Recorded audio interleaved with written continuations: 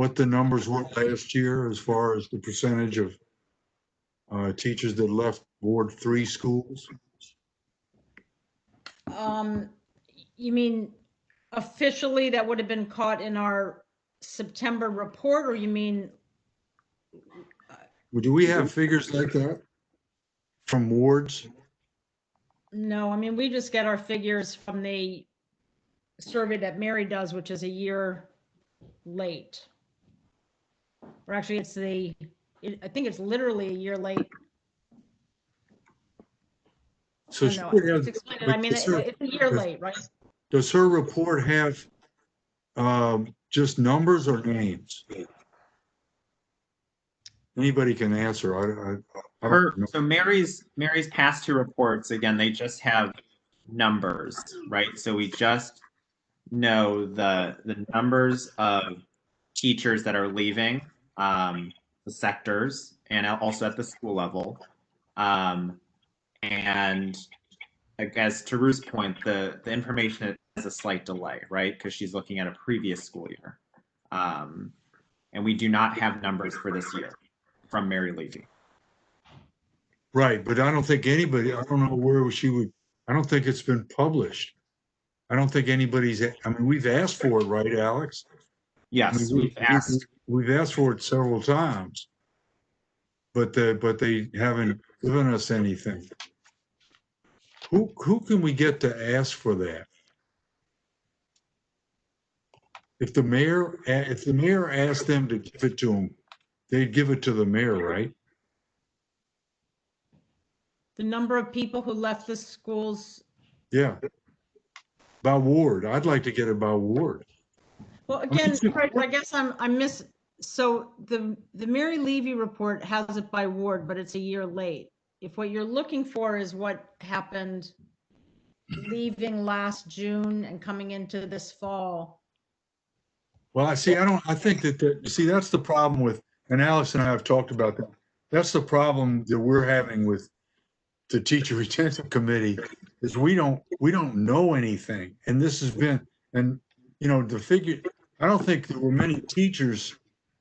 The feeling I'm getting from the people that I'm talking to in the schools is that there probably weren't that many teachers leaving the school system for reasons that we found out about in our report because of the pandemic.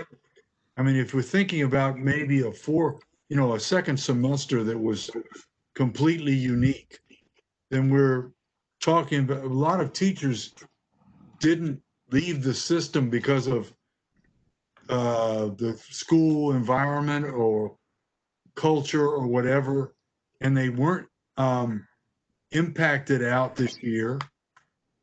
They didn't give a test this year. But I think starting tomorrow, because a lot of the teachers don't have to say that they're leaving until the end of September, right? Does anybody know? I'm pretty sure that's what it is. Like I could tell if I was teaching right now, I could tell them today I'm not coming back to work tomorrow. I'm retiring. And I'd have to pay $1,000 or something like that. But that would be it. You have to pay $100,000? What? $1,000. Yeah, I can't remember what the exact date is in the WTU contract. It's October. I'm pretty sure that it's the end of September. I might be wrong. It might be October, but I think it's the end of September because the fiscal year starts tomorrow, right? Yes, that's correct. And I think that's what it is.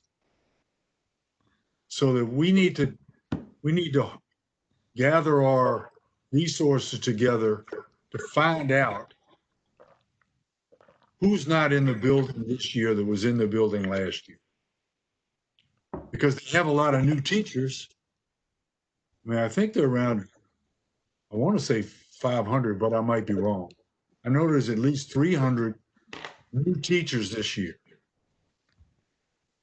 Whose place did they take? Why?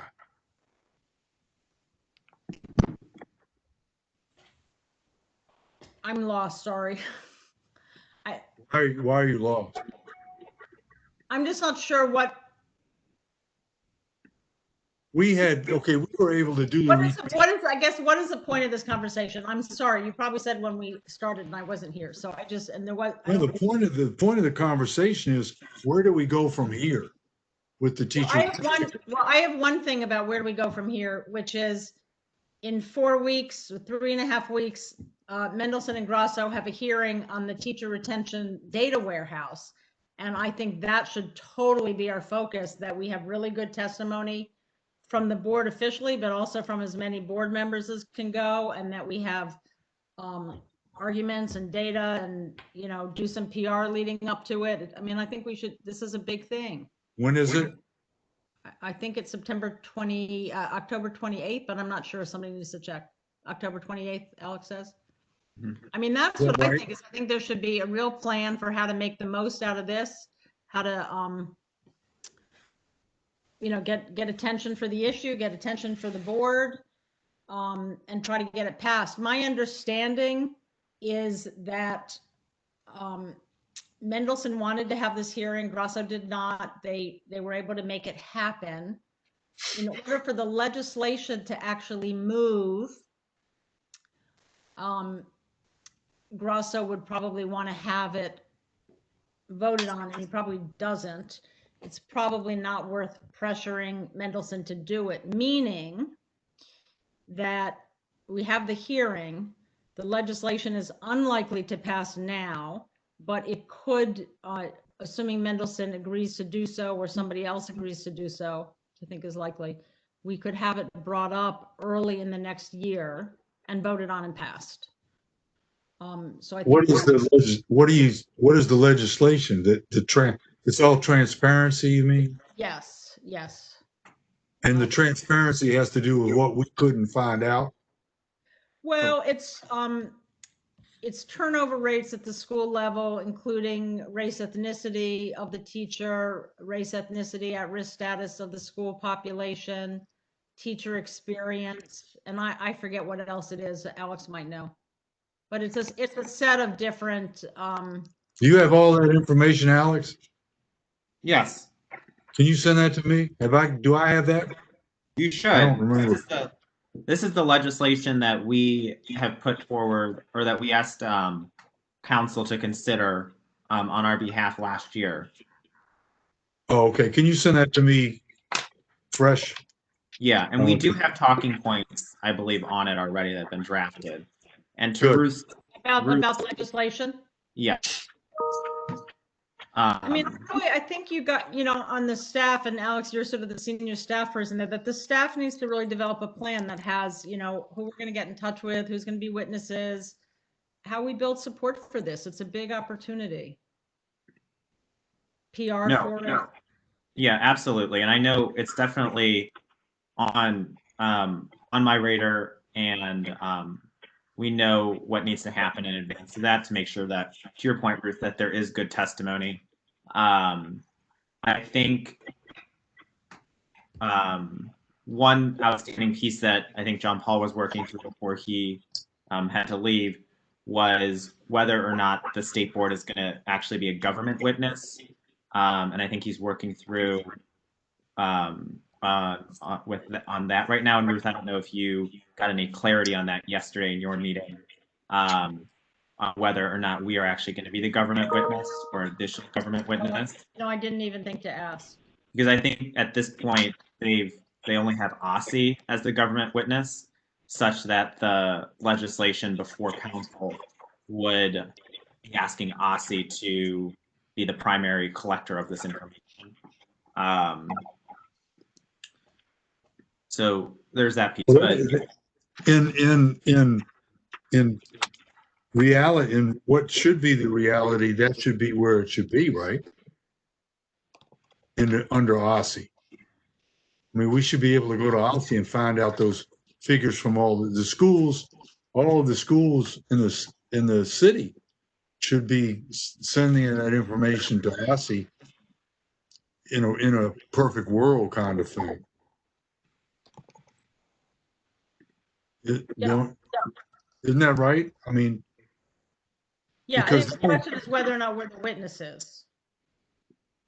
Correct. And where we so sit with, if the State Board of Education is a government witness, does that mean that the members of the State Board of Education can't be witnesses? no, I went to a hearing. I forgot why I went, but I was there with the chancellor and with Hansel.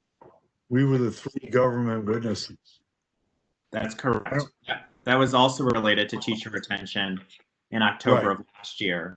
But I also at that hearing, if I remember correctly, I believe Emily, Zachary, and possibly Ruth may have also testified, but as public witnesses. Okay, I just don't, I'm just saying, does the fact that the state board is a government witness take away the rest of the members being able to testify? No. So the other members could, Can we not go through the details of Yeah. this hearing? I just think it's really important that we have a plan, that you guys get on it, and that we all know our roles, and that we have good stuff. Well, that's why we're having the meeting. To go through the details of what's going to happen at the hearing? Why not? I mean, I agree with you, Ruth, that's, especially since we got 1 month until the meeting, that should be the primary focus No, I of mean, what we do. because somebody should write a plan and then we should vote. I mean, all right, then let's ask, I just feel like we're spending a lot of time going through little stuff as opposed to thinking more strategically. But if that's what you want, Fraser, I'm happy to do it. Let me just say one other thing about the hearing, that part of what's in that legislation is also, that piece about the board should be given, I forget what it is, great weight or access to information similar to ANC's. So part of the testimony, part of the talking points also has to be around that. I don't think that needs to be the focus. We want the focus on the teacher retention, but we will get questioned on it. So we need to be able to respond to it. No, that's good. I'm glad, I'm thankful that you brought it up because that's what I was talking about is since we haven't gotten anything to work with, except for 2018 statistics, we need statistics to work and see what happened in the year after the teacher retention survey was done. Hey y'all, by the way, but I was also going to say I think the conversation around um, access to information is also centered perfectly just in the struggle it was to get information on teacher retention data in the first place, right? And then when we talk about even further trying to granulate why teachers are leaving, getting access to teacher contacts or to information from district government has even been exponentially harder. So I think there's a way to even frame, right, the reason that piece is in the broader legislation, because while we did a real public good with our work around teacher retention, it took us probably twice as long because we had to hit barriers, with government really just refusing to work with us in a lot of ways. Yeah, I agree. And even though the report was fabulous, you got to remember that we should have been able to contact a whole lot of people, they were really keeping us from doing a whole lot that we didn't get a chance to do. The report was spot on as far as what it focused on. We didn't get any. It was really pulling teeth to get the information, which we never got from a lot of our partners in the system. Yeah. The other, just going back, Fraser, I totally agree with what Marcus was saying, and maybe we should make some other points about transparency while we're there. Since it relates to the charter school transparency bill that's been up and related to our own work on governance. But going back to Fraser's earlier point in terms of the data, maybe what we need to do, and actually I think we should do this, is see if Mary, put into the works, getting Mary to do another one of the same research that she's done the past 2 years. so that we can, Do we have, have a big set of numbers. do we have the funds for that? FY starts tomorrow. I know, Yeah, but it's been a pretty cheap report, actually, because she's sort of at this Okay. point, sort of just had to go in and get it. So Alex, will you or somebody make sure that that gets to John Paul, and let's sort of just get that rolling, whatever approvals we need to do, and, all right. right. Yeah, because that's, I mean, since we've got to get some information to back up what we're saying. I mean, we can regurgitate the report at the meeting with the city council and tell them what we found, but it's already 2 years, you know, 2 years away in the past kind of thing. And we really need to see what happened last year. Especially with this pandemic. I mean, I would imagine, just off the top of my head, that the system, the teacher retention figures probably went down rather than up over SY 1920 because of the pandemic. I just got a gut feeling that a lot of people didn't leave the system in June. I also have a gut feeling that there are a lot of people that might be leaving the system on September the 30th, 2020. Well, I mean, the other thing to maybe think about or prepare for, or be ready to comment on, is what I do think will be an exodus if teachers are forced to go back on November 6th or November 8th or whatever date it is, The 9th. the 9th. I mean, I don't know I about agree. October 1st. I'm not sure why you're thinking that, but I do think. October 1st is when some of this, next Monday, there are 17 schools opening for whatever. Because this week we had two schools open, Blue and Blue State. But next week there are 16 other schools that are opening for a certain number of students. And supposedly you talk about transparency. This is the most opaque thing that you'd ever want. Nobody knows what's happening until the mayor comes out and says, well, by the way, we're going to open up schools next week. None of the people knew that was going to happen. I was at a meeting with Paul Kine on Monday night, and he gave, it had to be Tuesday. No, it couldn't have been. What day is today? Wednesday? It must have been Monday night. But he was just talking about the mayor had just come through with her announcement. When was that? Monday? Yeah, Yes. it was Monday. Okay. So it was right after his meeting with the press, and he was talking about what's going to happen next week with the schools opening up. And it was a community meeting, and people didn't know about it. If you don't watch the cable channel for the mayor's announcements every day, I mean, I think that transparency is we really got to push that, and we can use this teacher retention as a model of untransparency to try to prod them to get something. But like Ruth is saying, we also got someone who's not going to be on the city council after December, who's one of the chairs.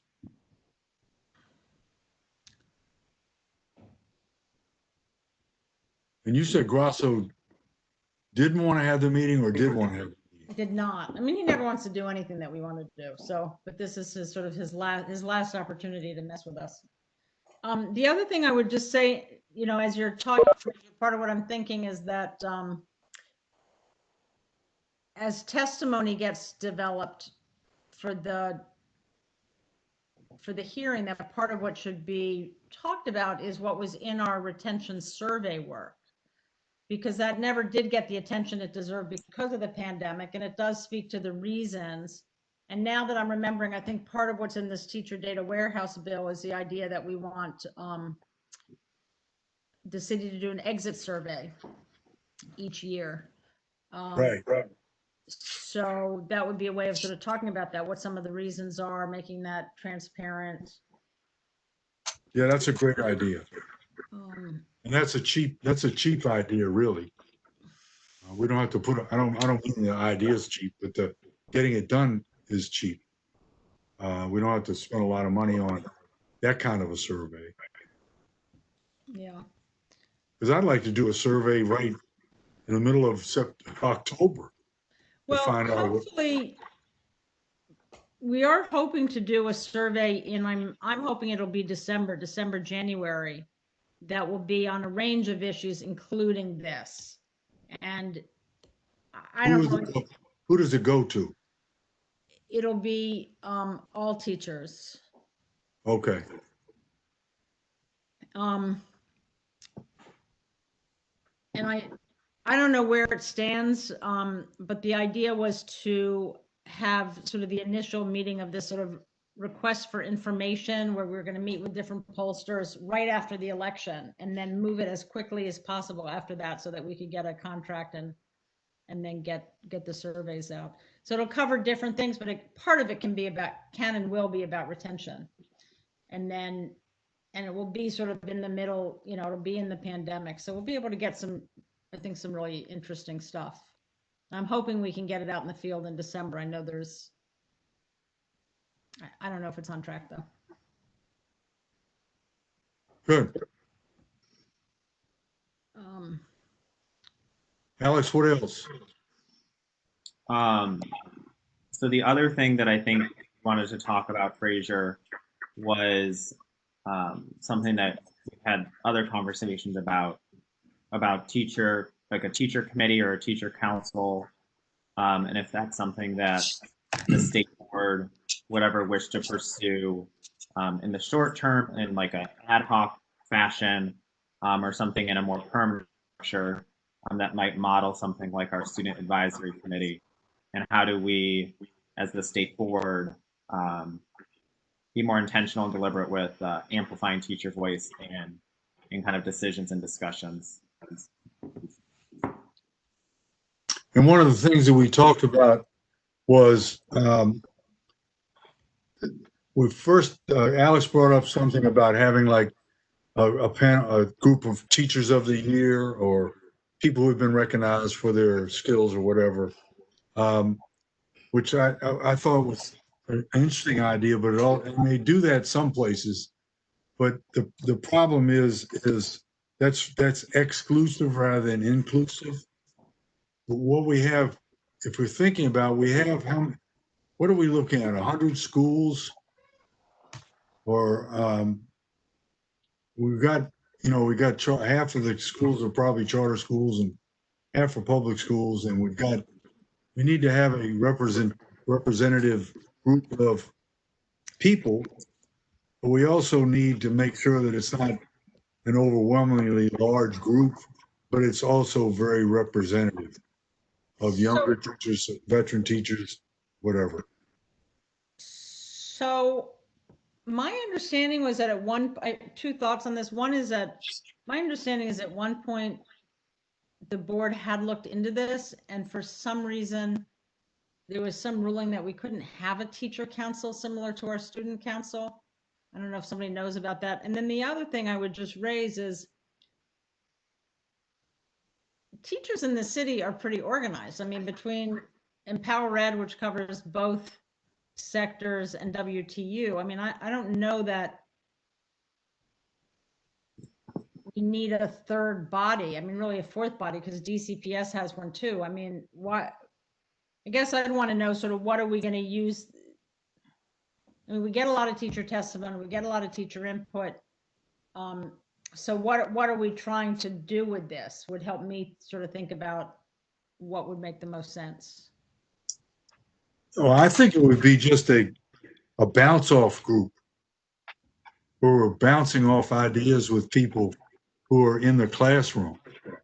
And you're talking about all these different sectors that have I mean, you brought up that was a really good bring up, but they don't talk to each other necessarily. And if we could have, I was thinking to maybe have maybe a secondary and elementary teacher from each ward. That would give us 16 people, which is a workable group. I mean, you've been on these Zoom calls with like 40 people on a Zoom call, or maybe a birthday party with 100 people on a Zoom call. You know, those don't, you know, those are just a bunch of people on a call. But what we would like to have, and hopefully they won't be Zoom, they'll be live, but you could just sit down with a group of people for an hour, hour and a half, and just bounce off, bless you, bounce off things that are going on or aren't going on in the school. And also to find out about why people leave. Because we're going to, you know, the reasons why people leave the system between September of 19 and December of 20 are going to be really different than why they left before that. I just would like to know. I don't know how you, but picking the group is another. I mean, can I just say, I mean, there's a lot of ways to do this. I mean, I'm skeptical about creating something permanent, if that's what you're talking about. But if you want just people to bounce off of, I think it's sort of an interesting opportunity to just do something like,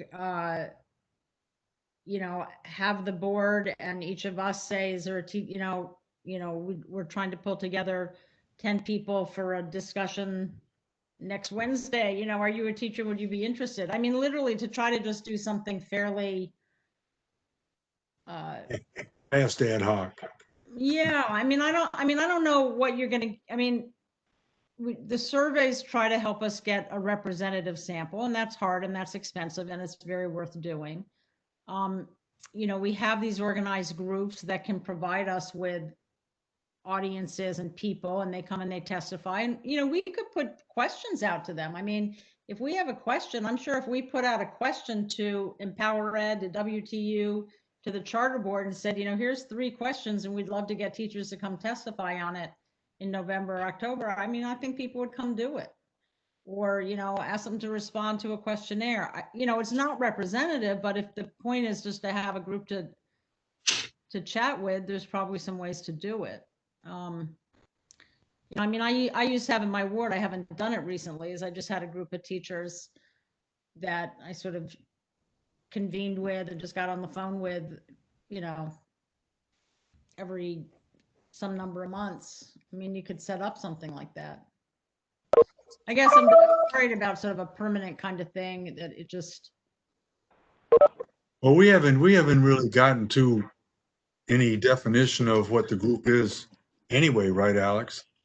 We're still formulating whatever. So I think that's great information. I mean, this is what this committee to me is all about, is just finding out, is just brainstorming things. I mean, I think that's how we built the survey. We had really good brainstorming sessions, and it worked.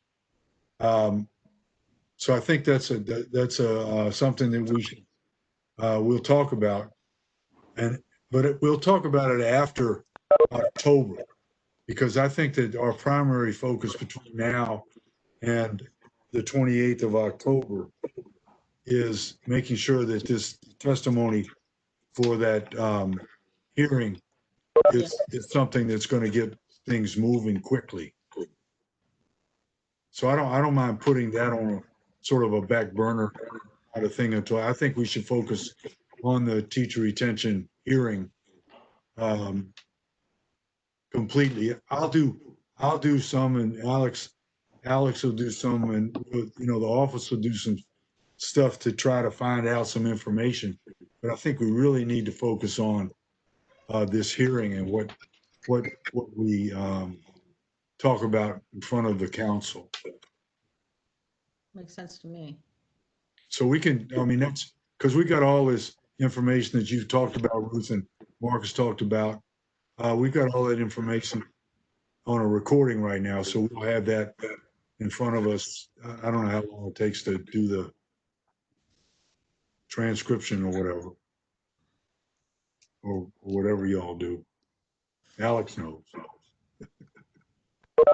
Well, I think all of these, oh, you mean the notes, or are you just talking about access to the video? Because I was saying the committee meetings are what, just available upon request out? Yeah, we have recordings, and I believe Caitlin may or may not post them directly to YouTube once they have been saved.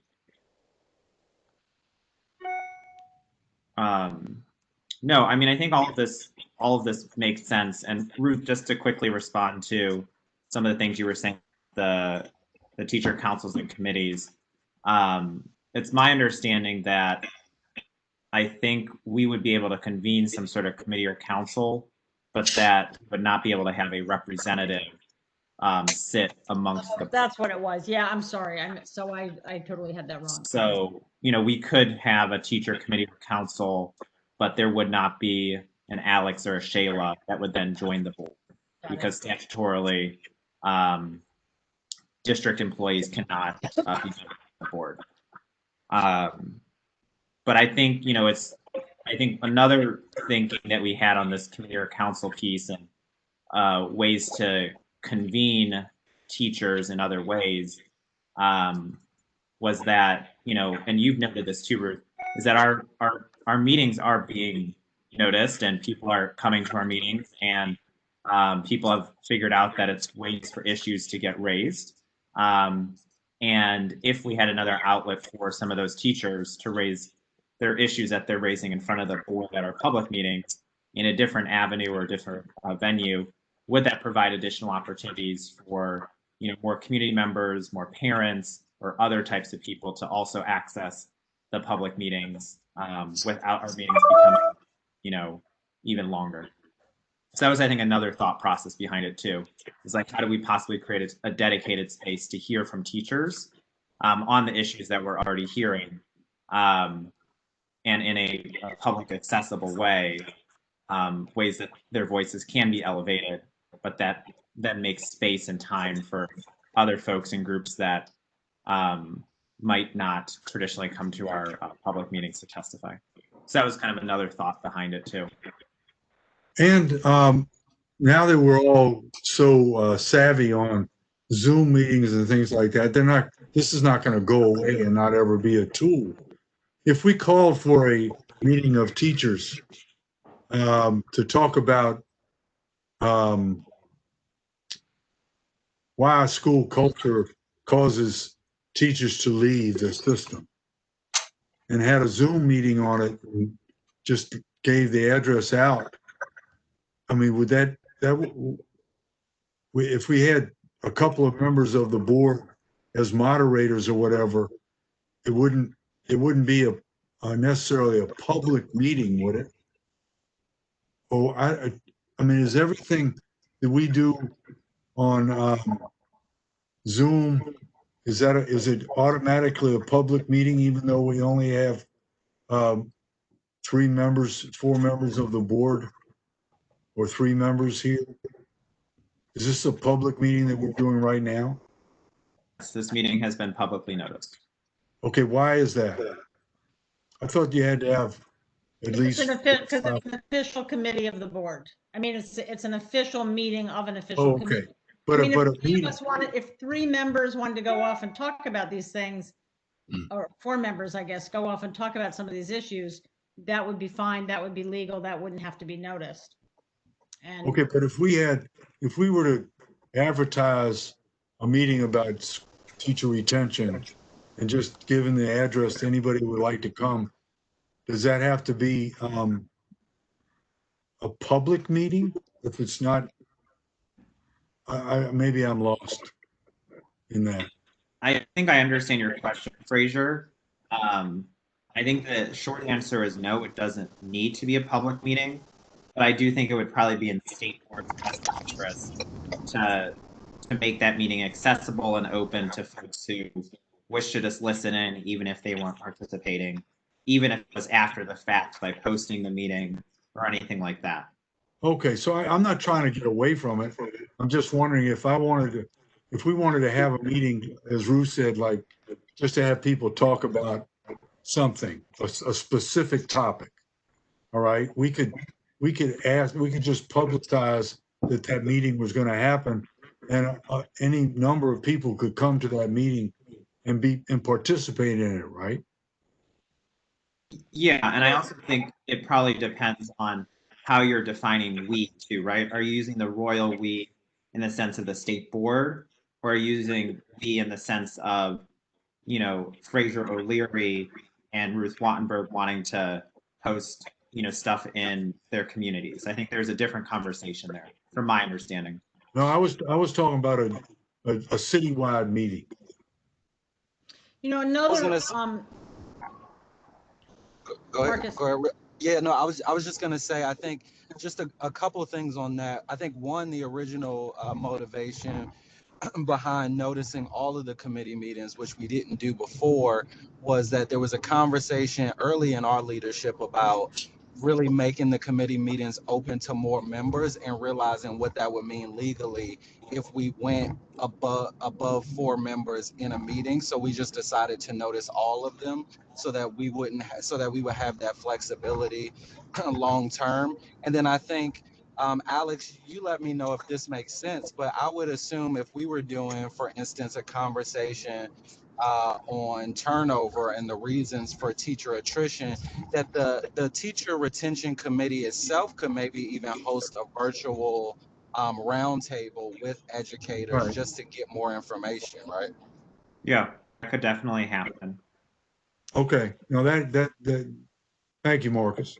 and just to build off of that, what I was going to say is, I think the Well-Rounded Ed Committee is having a public roundtable. I don't know that it's of the committee or of the board, but they're planning to do some kind of public roundtable that seems similar. Well, but I guess they're going to have some, I don't know, somebody else might know more, but I think the idea is to invite the public to come. I think they're also going to have some speakers, and it's sort of about, you know, best practices in the pandemic era. But it's the idea of pulling together ideas, pulling together experts. Yeah, that's good. Conversation. Hi, Ruth. This is Darren. That's correct. So there would be. Wait, where? Oh, there's Darren.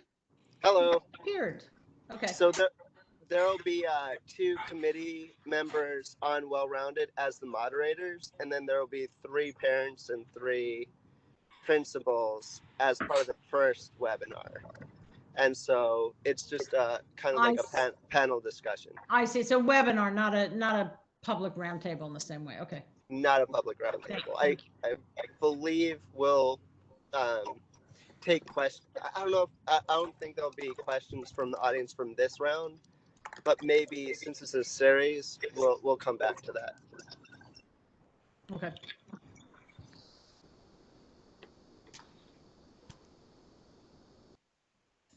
Anything else? I don't think so. I mean, I think just to recap what was discussed, the staff is very well aware of the hearing on the data warehouse legislation, and the date and time. We will work through the logistics of government witness versus public witnesses and making sure that we have a plan together, inclusive of formal board testimony that will be circulated amongst board members for approval. I will connect with John Paul offline about any possible or continued engagement with Mary Levy to do a follow-up of our 2 preceding reports. And I think we'll continue to keep this conversation open around what teacher committees or councils could or might look like, whether in an ad hoc form or some other capacity that we're actually able to engage teachers, whether roundtabled or whatnot. I mean, I think it would be useful if somebody put together options, you know, if somebody sort of thought through, here's 3 ways to do it, pros and cons, and then people can sort of say, makes sense, it doesn't make sense, here's what would make it better, we could do it easier this, I just think if we had some proposals would be really helpful. And Ruth, I've been in contact, I think now with 7 other states about ways that they do it, to kind of identify best practices. And I think, I think there's a question of, do we, think through what those other states are doing and identify a combination of attributes of each of the councils. I think Fraser raised this, but some states default just to Teachers of the Year because it's an easier group to coalesce around. But they do recognize that it can be exclusive in nature. And then other committees, are application committees. Some provide stipends for teachers to get involved. There's a whole list of kind of issues and attributes that could be attributed to any sort of committee or council that would be created. And I think there's some complexity around, the funding piece, but also capacity to convene. I think many of these states also have a dedicated person to help convene and facilitate and guide teachers too, with respect to the process. And so other things that might be limitations on our end. No, I agree. I mean, we don't have the infrastructure to handle a big Right. thing. I don't think we were looking for that either, Ruth. That's probably the best word for it, the infrastructure. We weren't really looking for something else. We don't need something else. We just need to have something that will help us learn stuff. Yeah, no, that makes a lot of sense. That makes sense. Alex, one thing, summary in terms of the hearing, I just don't want this to get lost. As part of the idea also is to make sure a lot of other people know to come and testify. Yes, and I'll talk with Malayo and Caitlin. Well, Caitlin's on this call, but just about what that looks like with, reminding the public that this hearing is happening, to sign up. And I imagine we can start doing some of that publicity soon. I think right now, our big push is on the social studies, public engagement stuff, but making sure that others turn out and testify on our behalf. I will also respond to one thing, Ruth, I think you said offline in an email, and I haven't responded to it, but I actually don't know what OSSE's potential critiques of the legislation are, or other things with our legislation that's before council. And so I'm not sure what we might expect OSSE to say about it. I have some ideas, but I don't think OSSE has publicly come out and said, yay or nay for certain parts or pieces of it. I don't know if others are more familiar. No, but maybe John Paul could call over to Shauna. I don't know, but my guess is he has some ideas about what it would be. I don't know. Okay. Is Hansel gone? No, her last day is October 16th. I know that, but is there, let me try to ask the question again differently. Is she still working, or is she just, a lot of people, because their last day is because it's mandated to be, but who is the, if she isn't, who is the acting OSSE? Who's the acting state superintendent? We don't know yet, is my understanding. Okay. Yeah. As far as we know, she's still working at this stage. Yeah. But I mean, okay, if she's leaving on October 15th, who's going to be in charge on October 16th? They don't know. They don't know yet. And it's not going to be the person who's taking her place, I would assume, because they're doing a nationwide search, right? Has that started?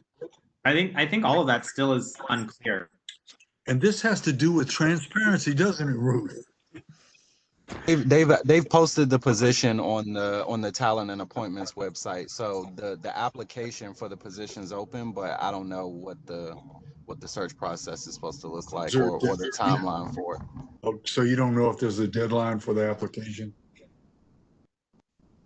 looked at it. I'm not interested in the job, but no, but no, I think we should look. I don't know if there's a deadline. I would assume not, though. I'm sure they don't know kind of when they want to fill it, and I would assume that they'll fill the interim from within temporarily, at least. At least that would be my assumption.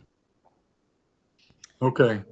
One other thing on the reach out, Alex, I think if you did a little squib, you know, a paragraph or two on the hearing, the wheres and whens and whys, and, you know, just a couple of substantive points, I think people could also pop it into their newsletters. Okay, If you get that out to us.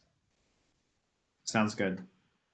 Just to note, yeah, the application for the job description for the state superintendent is, the close date is basically just open until filled. Open until filled.